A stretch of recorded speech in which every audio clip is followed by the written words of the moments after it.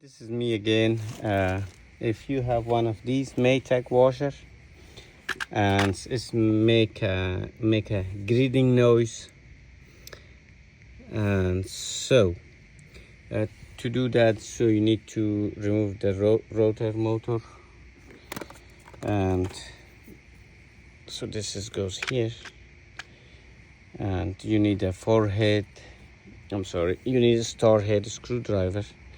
So remove that knob. So once you do that, so you can access on, once you remove the rotor motor, then you can access on clutch.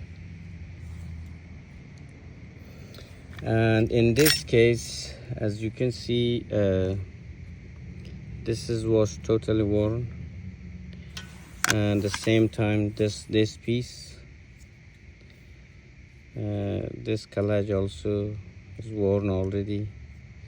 So which has happened, so when it goes this part like middle to middle and make that kind of grating noise.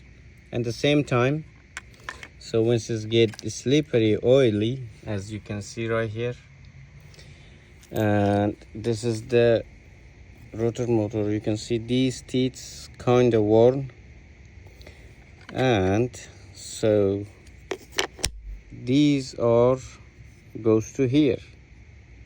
All right, right there.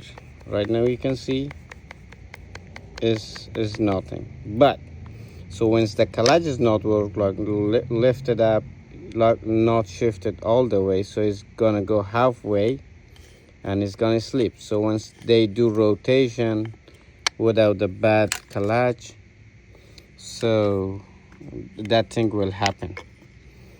You can see it's not too bad, that one, but in my case these are for sure need to be replaced, this clutch.